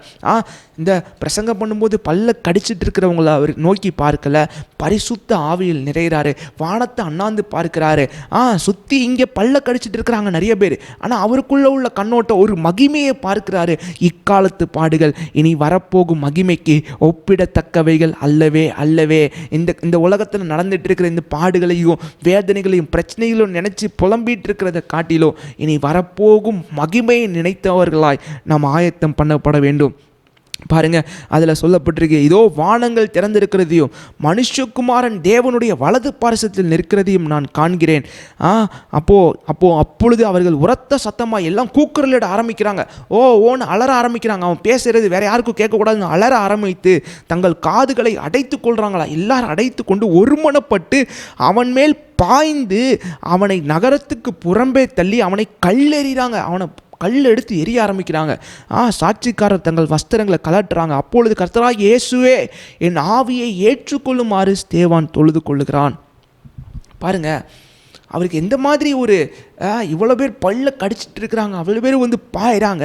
ஆனால் அவருக்கு ஒரு கண்ணோட்டம். என்ன கண்ணோட்டம்னா, இயேசு கிறிஸ்துவினுடைய பாடுகளுக்கு பங்காளிகள் ஆனதுனால சிலுவையில் இயேசு எப்படி ஜீவனை விட்டாரோ அதே போல் இவர் விடுறாரு. பிதாவே ஆவியை கையில் ஒப்பு கொடுக்கிறேன், பிதாவே இவர்களை மன்னியும், அந்த மாதிரி வார்த்தைகள்லாம் இவர் சொல்லி தான் ஜீவனை விடுறாரு. ஏன்னா இக்காலத்து பாடுகள் இனி வரப்போகும் மகிமைக்கு ஒப்பிடத்தக்கவைகள் அல்லவே. ஸ்தேவானை குறித்து இவ்வளோ நேரம் பார்த்தோம். எபிரேயர் நிருபம் 11வது அதிகாரத்தில் விசுவாச வீராங்கனைகள் பட்டியல் இருக்குது பாருங்களேன். ஃபெய்த் ஹீரோஸுடைய பட்டியல் இருக்கிறது. அந்த பட்டியலில் சில வசனங்களை நம்ம வாசிக்கும் போது 11வது அதிகாரம் 35வது வசனத்திலேருந்து வாசிக்கும் போது, ஸ்திரீகள் சாக கொடுத்த தங்களுடையவர்களை உயிரோடு எழுந்திருக்க பெற்றார்கள். வேறு சிலர் மேன்மையான உயிர்த்தெழுதலை அடையும்படிக்கு விடுதலை பெற சம்மதியாமல் வாதிக்கப்பட்டார்கள். வேறு சிலர் நிந்தைகளையும் அடிகளையும் கட்டுகளையும் காவலையும் அனுபவித்தார்கள். கல்லெறி உண்டார்கள், வாளால் அறுப்புண்டார்கள், பரீட்சை பார்க்கப்பட்டார்கள், பட்டயத்தினாலே வெட்டப்பட்டு மரித்தார்கள். செம்மறியாட்டு தோள்களையும் வெள்ளாட்டு தோள்களையும் போர்த்து கொண்டு திரிந்து குறைவையும் உபத்திரவத்தையும் துன்பத்தையும் அனுபவித்தார்கள். 40வது வசனம் சொல்லப்பட்டிருக்குது, அவர்கள் நம்மை அல்லாமல் பூரணராகாதபடிக்கு விசேஷித்த நன்மையானதொன்றை தேவன் நமக்கென்று முன்னதாக நியமித்திருந்தார். அதில் நீங்கள் அண்டர்லைன் பண்ண வேண்டிய வார்த்தை விசேஷித்த நன்மையானதொன்றை. இந்த மாதிரி காரியங்கள் பாருங்களேன். அவர்கள் சாக கொடுத்தார்கள், மேன்மையான உயிர்த்தெழுதலை அடையும்படி கல்லெறி உண்டார்கள், வாளால் அறுப்பு உண்டார்கள். ஏசாயா தீர்க்கதரிசியை குறித்து நமக்கு சரித்திரம் சொல்லுகிறது. அவரை எடுத்துட்டு போய் என்ன பண்ணாங்கன்னா, ஒரு வாளை எடுத்து அவருடைய பாடியில் சென்டர் பாட்டில் அப்படியே அறுத்து அவரை இறக்க வைத்தார்களாம், அவரை சாகடித்தார்களாம். எரேமியாவை பிடித்து ஜெயிலில் போடுறாங்க, வாதிக்கிறாங்க, கிணற்றுக்குள்ளே போடுறாங்க. இந்த மாதிரி துன்பங்களை பல பேர் அனுபவிக்கிறாங்க. நீரோ சீஷருடைய காலத்துலலாம் அவருடைய தோட்டத்திற்கு வெளிச்சம் தேவைப்படுவதற்காக, அந்த காலத்தில் எலக்ட்ரிசிட்டி கிடையாது பாருங்களேன், மின்சாரம் கிடையாது, அவருடைய வெளிச்சம் தேவைப்படுவதற்காக கிறிஸ்தவங்களை தூக்கி பந்தங்களில் கட்டி அவருடைய தோட்டத்திற்கு வெளிச்சம் தேவைப்படுவதற்காக ஒருத்தனுடைய ஜீவன் அங்கே போயிட்டுருக்கு பாருங்களேன். அப்போ எந்த அளவுக்கு உபத்திரவங்களை அவங்க மேற்கொண்டாங்க. அந்த மாதிரி உபத்திரவங்கள் வழியாக போகும்போது அவங்க கொஞ்சம் கூட அதை ஒரு பொருட்டாக எடுக்கலை, அவங்கள கொஞ்சம் கூட விசுவாச வாழ்க்கையில் இருந்து அவங்க அந்த உபத்திரவங்களை சிதைக்கவில்லை. என அவங்களுக்கு ஒரு நம்பிக்கை என்னென்ன, விசேஷித்த நன்மையானதொன்ற தேவன் எனக்காக நியமித்திருக்கிறார், மேன்மையான உயிர்த்தெழுதலை பெரும்படிக்கு சாக கொடுத்தார்கள். அப்படி என்றால் இக்காலத்து பாடுகள் இனி வரப்போகும் மகிமைக்கு ஒப்பிடத்தக்கவைகள் அல்லவே. பாருங்க, மோசேயை குறித்து வசனம் சொல்லுகிற எபிரேயர் 11வது அதிகாரம் 24 26 வசனத்தை வாசிக்கும் போது, விசுவாசத்தினாலே மோசே தான் பெரியவனான போது பார்வோனுடைய குமாரத்தின் மகன் எனப்படுவதை வெறுத்து அநித்தியமான பாவ சந்தோஷங்களை அனுபவித்த பார்க்கிலும் தேவனுடைய ஜனங்களோட துன்பத்தை அனுபவிப்பதை தெரிந்து கொண்டு, யோசித்து பாருங்களேன், ஒரு பணக்கார செல்வந்தனா வாழக்கூடிய அநேக வாய்ப்புகள் வந்தாலும் அந்த ஆஃபரை ரிஜெக்ட் பண்ணிட்டு அதை வேண்டான்னு சொல்லிட்டு இதை தெரிந்தெடுக்கிறான். தேவனுடைய ஜனங்களோட பாடு அனுபவிக்கிற தெரிந்து கொண்டான். ஏன் தெரிந்து கொள்றான்? ஏன் பாடு அனுபவிக்கிற தெரிந்து கொள்றான்? ஏன் பாடுகள் அவனுக்கு ஒரு பெரிய ஒரு பொருட்டா அவன் நினைக்கலையா? பாடுகள் அவனை கலங்கடிக்கலையா? பாடுகள் அவனை விசுவாச வாழ்க்கையில சிதைக்கலையா அப்படின்னு பார்த்தீங்கன்னா 26வது வசனம் ரொம்ப முக்கியமான வசனம். இனி வரும் பலன் மேல் நோக்கமாயிருந்து எகிப்தில் உள்ள பொக்கிஷங்களிலும் கிறிஸ்துவின் நிமித்தம் வரும் நிந்தையையும் அதிக பாக்கியம் என்று எண்ணினான் என்று சொல்லப்பட்டிருக்கு. இனி வரும் பலன் மேல் நோக்கமாயின்று. அப்படி என்றால் ஆண்டவர் நமக்காக கொடுக்க போகிற மகிமை இக்காலத்து பாடுகள் இனி வரப்போகும் மகிமைக்கு ஒப்பிடத்தக்கவைகள் அல்லவே. மேன்மையான உயிர்த்தெழுதலை பெறுவதற்காக, அதை போல விசேஷித்த நன்மையானதொன்றை பெறுவதற்காக, அதை போல இனி வரும் பலன் மேல் நோக்கமாக இருப்பதற்காக அவருடைய பாடுகளுக்கு பங்காளிகளான கர்த்தர் ஒரு மிகப்பெரிய ஒரு மகிமை எனக்காக தருவார் என்று இனி வரும் பலன் மேல் நோக்கமாக இருக்கிற ஒரு வாழ்க்கையை ஆண்டவரிடத்தில் நாம் கேட்க வேண்டும். பிரியமானவர்களே, பாருங்க, இந்த இந்த இந்த உபத்திரவங்கள் வழியாக போகும்போது நாம் புரிந்து கொள்ள வேண்டிய சத்தியம் என்னென்னா, சஃபரிங் இஸ் நெவர் வேஸ்டட்.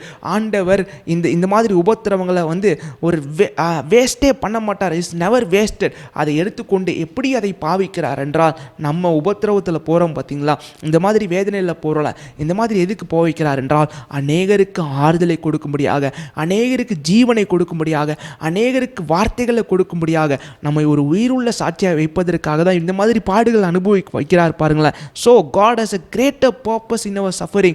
ஆண்டவருக்கு ஒரு மிகப்பெரிய ஒரு நோக்கம் இருக்கிறது நம்ம அனுபவிக்கிற பாடுகள். இன்னைக்கு நம்ம அனுபவிக்கிற பாடுகள் ஒரு சாதாரணமாக நம்ம நினைக்கலாம், ஐயோ ஏன் இந்த பாடுகள் அனுபவிக்கிறேன், ஏன் இந்த மாதிரி வேதனை அனுபவிக்கிறேன். இல்லை, God is allowing the suffering for a greater purpose in our lives.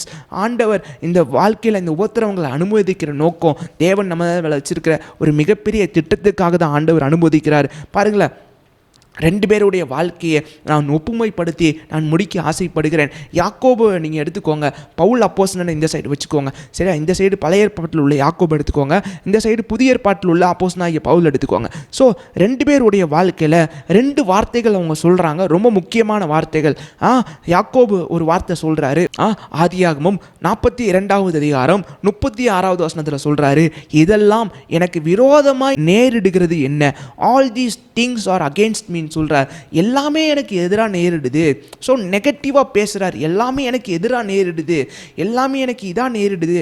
ஆனால் இன்னொரு ஆளுடைய கண்ணோட்டத்தை பார்க்கும்போது, அப்போஸ்தலனாகிய பவுலுடைய கண்ணோட்டத்தை பார்க்கும்போது அவர் சொல்கிறாரு, all things work together for good. ரோமர் 8வது அதிகாரம் 28வது வசனம் சொல்கிறாரு, அன்றியும் அவருடைய தீர்மானத்தின்படி அழைக்கப்பட்டவர்களால் அவரால் தெரிந்து கொள்ளப்பட்டவர்களுக்கு சகலமும் நன்மைக்கு எதுவாய் நடைபெறுகிறது. யாக்கோபு பழைய ஏற்பாட்டில் சொல்கிறாரு, எல்லாமே எனக்கு விரோதமாய் நேரிடுதுன்னு சொல்கிறார். புதிய ஏற்பாட்டில் அப்போஸ்தலனாகிய பவுல் சொல்றாரு, எல்லாமே தேவன் நன்மைக்கு எதுவாக நடப்பிக்கிறார் சொல்றாரு. அவருடைய பாடுகளுக்கு பங்காளிகள் ஆனதால் விசேஷமான ஒரு மேன்மையான ஒரு உயிர்த்தெழுதலையும் ஒரு மகிமையும் கர்த்தர் நமக்கு நிச்சயமாய் தந்தருள்வாராக.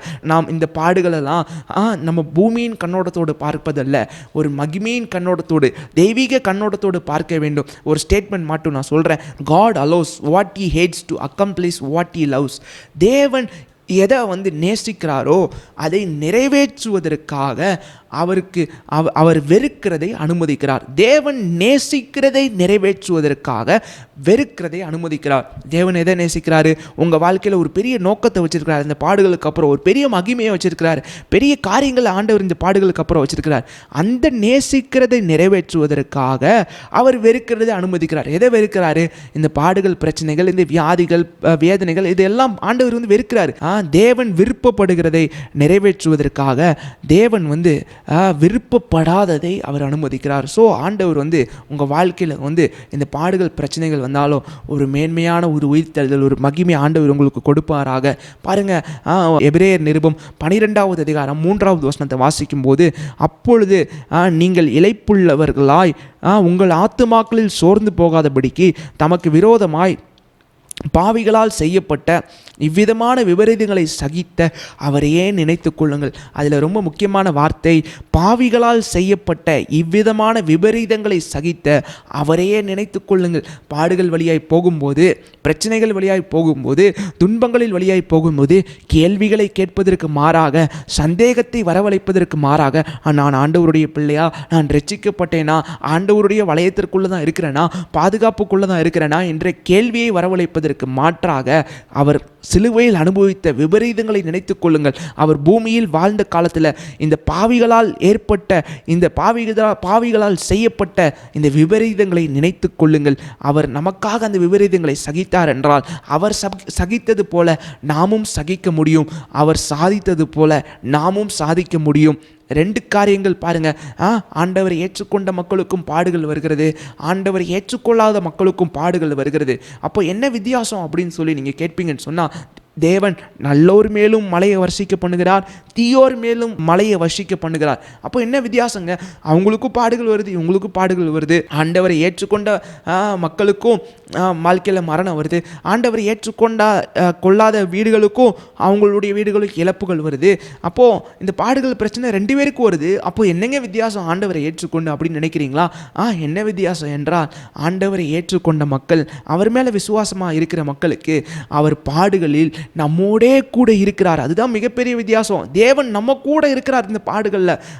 மற்ற மக்களுக்கு பாடுகள் வரும்போது யாருமே அவங்க கூட இல்லைங்க. ஆனால் நம்ம ஆண்டவராக இயேசு கிறிஸ்துவை ஏற்றுக்கொண்ட மக்களுக்கு இந்த பாடுகள் வழியாய் போகும்போது, வியாதிகள் வழியாய் போகும்போது, விசுவாசத்து நிமித்தம் வருகிற பிரச்சனைக்கு இந்த விசுவாசத்தினாலேயே அந்த பிரச்சனையை ஆண்டவர் மேற்கொள்ள உதவி செய்கிறார். வசனத்து நிமித்தமாக வருகிற உபத்திரவத்திற்கு வசனத்தினாலேயே ஆண்டவர் ஜெயத்தை கொடுக்கிறது போல, விசுவாசத்து நிமித்தம் வருகிற உபத்திரவங்களுக்கு விசுவாசத்தை கொண்டே கர்த்தர் மேற்கொள்ள உதவி செய்வாராக. என்னுடைய பாடுகளின் மத்தியில் அவர் என்னோடே கூட இருந்து சிலுவையில் அவர் பட்ட பாடுகளினாலே செய்து முடித்ததை அவர் என்னில் செயல்படுத்தக்கூடியவராயிருக்கிறார். மீண்டும் நான் சொல்லுகிறேன், என்னுடைய பாடுகளின் மத்தியில் அவர் என்னோடே கூட இருந்து அவர் பட்ட பாடுகளினாலே சிலுவையில் செய்து முடித்ததை அவர் என்னில் செய்து முடிக்க வல்லமையுள்ள தேவனாக இருக்கிறார். பாடுகளை அவர் சகித்தவர் மாத்திரமல்ல, பாடுகளை மேற்கொண்டவர், பாடுகளை ஜெயித்தவர். அதே போல நாமும் பாடுகளை சகிக்கிறது மாத்திரமல்ல, பாடுகளை மேற்கொள்ளுகிற ஆற்றல், பாடுகளை ஜெயிக்கிற ஒரு ஆற்றலை ஆண்டவரிடத்தில் பெற்றுக்கொள்வோம். பாடுகளுக்கு பங்காளிகள் ஆனதால் அவரோடே கூட அந்த மகிமைக்கும் நாம் பங்காளிகள் ஆவோம். அவரோடே கூட பாடுகளை சகித்தோமானால் அவரோடே கூட ஆளுகையும் செய்வோம். ஒரு அற்புதமான ஒரு சம்பவத்தை சொல்லி நான் முடிக்கிறேன். பாருங்க, டேவிட் லிவிங்ஸ்டன் என்கிற ஒரு அற்புதமான ஒரு மிஷினரி ஸ்காட்லாந்து தேசத்திலிருந்து ஆப்பிரிக்காவுக்கு மிஷினரியாக போனவர். அவர் தன்னுடைய பல முக்காவாசி ஆண்டுகள் தன்னுடைய வாழ்க்கையில் அநேக நாட்கள் ஆப்பிரிக்கா தேசத்தில் வாழ்ந்தவர். திடீரென்று அவர் அவார்டு வாங்குறதுக்காக ஒரு அவார்டு அவருக்கு கொடுக்க போகிறாங்க. அதற்காக அவர் தன்னுடைய சொந்த நாடாகிய ஸ்காட்லாந்து தேசத்துக்கு திரும்ப போகிறார். அந்த யூனிவர்சிட்டிக்கு போய் அந்த அவார்டை வாங்கக்காக போகும்போது தன்னோட கூட வாழ்ந்த அநேக நபர்களை அவர் சந்திக்கிறாரு. அப்போது அந்த நபர்கள்லாம் டேவிட் லிவிங்ஸ்டனை பார்த்து ரொம்ப ஆச்சரியப்படுறாங்க. என்னையா இவர் ரொம்ப மோசமாக இருக்கிறாரு, அவருடைய சரீர பாவனைகள்லாம் ரொம்ப வித்தியாசமாக இருக்குது, சரீரங்கள்லாம் ரொம்ப காயப்பட்ட மாதிரி ரொம்ப வித்தியாசமாக இருக்குது. போகும்போது நல்லா தானே போனார், ஆப்பிரிக்காவிலேருந்து வரும்போது இப்படி இருக்கிறாரு. He was looking dull, he was not looking attractive. ரொம்ப அட்ராக்டிவாக இல்லையா அவருடைய சரீரங்கள் அப்படின்னு சொல்லி கேட்கும்போது பாருங்களேன், சரீரங்கள் ரொம்ப இதாக இருக்குது அப்படின்னு சொல்லி எல்லாரும் அவரை ரொம்ப கீழே பார்க்குறாங்க. ஆண்டவர் கண்டி போனார், ஏன் இப்படி இருக்கிறாரு? ஆனால் அவருடைய வாழ்க்கையில் ஒரு முறை இந்த சம்பவம் நடந்தது பாருங்களேன். அவர் ஒரு முறை சிங்கத்தால் தாக்கப்படுறார். அந்த தாக்கப்பட்டனால அவருடைய சரீரம் வந்து மற்றவங்க பார்க்கும்போது ஒரு வித்தியாசத்தை அவங்க பார்த்தாங்க. அந்த சிங்கம் வந்து தாக்குனதுனால அந்த சரீர பாவனால ஒரு வித்தியாசத்தை பார்த்தாங்க பாருங்களேன். அப்போது அவர் வந்து அந்த அவார்டெலாம் வாங்கிட்டு அவர் வந்து சொன்னாரா, நான் மீண்டுமா நான் ஆப்பிரிக்கா தேசத்துக்கு போக போகிறேன். உன்னை எல்லாரும் வந்து ஏன் நீங்கள் போகிறீங்கன்னு கேட்கும்போது அவர் சொல்கிறாரு, ஒயமே கோயிங், எதுக்கு நான் போகிறேன்னு சொன்னால், இதோ உலகத்தின் முடிவு பரியந்தம் சகல நாட்களிலும் நான் உங்களுடனே கூட இருக்கிறவர் வந்து இயேசு கிறிஸ்து அந்த வாக்குத்தத்தத்தை சொல்லியிருக்கிறார்ல, அந்த வாக்குத்தத்தத்தின் மேலே தான் என்னுடைய முழு நிச்சயமான நம்பிக்கையை வச்சிருக்கிறேன். அதனால தான் நான் திரும்ப ஆப்பிரிக்கா தேசத்துக்கு போகிறேன். என்னுடைய சரீரத்தில் என்ன பிரச்சனை நடந்தாலும் பரவாயில்ல, என்ன காரியங்கள் நடந்தாலும் பரவாயில்ல, பாடுகள் நடந்தாலும் பரவாயில்ல, இக்காலத்து பாடுகள் இனி வரப்போகும் மகிமைக்கு ஒப்பிடத்தக்கவைகள் அல்லவே. அவரோடே கூட பாடுகளை சகித்தோமானால் அவரோடே கூட ஆளுகை செய்வோம். ஆண்டவர் மேலே வச்ச விசுவாசத்தினால் வருகிற பாடுகளுக்கு கர்த்தர் ஒருவரே தீர்வை தரக்கூடியவராக இருக்கிறார். அவர் நம்மோடே கூட இருக்கிறவராக இருக்கிறார். அவர் நம்ம மேலே கரத்தை பிடித்து நம்மை அக்கறை சேர்க்கக்கூடிய அற்புதமான தேவனாக இருக்கிறார். நீங்கள் ஆறுகள் கடந்தாலும் நான் உங்களுடனே கூட இருப்பேன் சொன்னவர், நீங்கள் அக்கினியில் போகும்போதும் உங்களுடனே கூட இருப்பேன் சொன்னவர், உங்களை அற்புதமாய் ஆச்சரியமாய் வழி நடத்தக்கூடிய தேவனாக இருக்கிறார். அந்த விபரீதங்களை சகித்த அந்த இயேசுவை நினைத்துக் கொள்ளுங்கள். சிலுவையில் நமக்காக அந்த விபரீதங்களை சகித்த இயேசுவை நினைத்துக் கொள்ளுங்கள். அவரோடே கூட ஆளுகை செய்யக்கூடிய அற்புதமான ஸ்லாக்கியத்தை தேவன் நமக்கு தருவாராக. பிரியமானவர்களே, எப்பொழுதும் நான் இந்த பாடலை நாம் சேர்ந்து நாம் பாட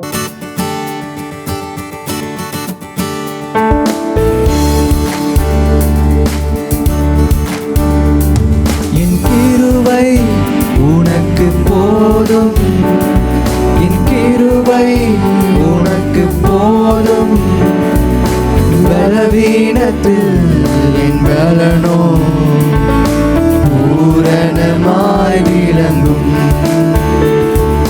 பலவீனத்தில் என் பலனோ பூரணமாய் விளங்கும். என் கிருபை உனக்கு போதும், என் கிருபை உனக்கு போதும், உலகத்திலே துயரம் உண்டு திடக்கொள் என் மகனே,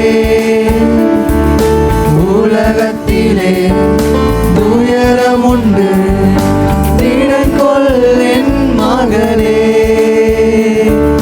கல்வாரி சிலுவையினால், கல்வாரி சிலுவையினால் உலகத்தை நான் ஜெயித்தேன், இந்த உலகத்தை நான் ஜெயித்தேன். என் கிருபை உனக்கு போதும், என் கிருபை உனக்கு போதும், பலவீனத்தில் என் பலனோ பூரணமாய் விளங்கும், என் பலவீனத்தில் என் பலனோ பூரணமாய் விளங்கும். கண்களை மூடி ஜெபிக்கலாம். அன்பின் ஆண்டவரே, இந்த வேளையில் பார்த்து கொண்டிருக்கிற ஒவ்வொரு ஜனங்களுக்காக ஜெபிக்கிறோப்பா. ஆண்டவரே, சரீர ரீதியாக மனதின் ரீதியாக ஆண்டவரே உம்மை ஏற்றுக்கொண்டதுனால, ஆண்டவரே கிறிஸ்துவுக்குள் இருக்கிறதுனால, தேவனுடைய சித்தத்தை செய்கிறதுனால, ஆண்டவரே உம்மை பின்பற்றுகிறதுனால அநேக பாடுகளை இந்த உலகத்தில் அனுபவிக்கிறோம். ஆண்டவரே, உம்மை பின்பற்றுறதுனால ஆண்டவரே எங்களை உலகத்தில் நிறைய பேர் பகைக்கிறாங்க, எங்களுக்கு துன்பத்தை கொடுக்குறாங்க ஆண்டவரே. ஆனாலும் இன்னைக்கு நாங்கள் பார்த்த வாக்குத்தத்தத்தின்படி எக்காலத்து பாடுகள் இனி வரப்போகும் மகிமைக்கு ஒப்பிடத்தக்கவைகள் அல்லவே. அவரோட கூட பாடுகளுக்கு பங்காளிகள் ஆகிறது போல அவரோட கூட மகிமைக்கு பங்காளிகள் ஆகிறோம் என்கிற அற்புதமான சத்தியத்தை நாங்கள் கேட்டோம். அவருடைய பாடுகளின் ஐக்கியத்தை அறிந்து கொள்ள எங்களுக்கு நீர் அனுக்கிரகத்தை பாராட்டுவீராக நாங்கள் ஜெபிக்கிறோம். உம்முடைய கிருபைக்குள்ள எங்களை மூடி மறைத்துக் கொள்வீராக. பார்த்து கொண்டிருக்கிற ஒவ்வொரு பிள்ளைகளையும் பலப்படுத்துவீராக ஆண்டவரே. இந்த பாடுகளின் வழியாய் அவங்க போகும்போது அவங்களுக்கு விசேஷமான ஆறுதலையும் சமாதானத்தையும் கொடுங்கப்பா ஆண்டவரே. அவங்க ஆண்டவரே கேள்விக்குறியான அந்த வாழ்க்கையில் ஆண்டவரே அவங்களுடைய வாழ்க்கையில் ஒரு ஆச்சரியக்குறி வரக்கூடிய அளவுக்கு அவங்களுடைய வாழ்க்கையில் ஒரு பெரிய அற்புதத்தை செய்யுங்கப்பா.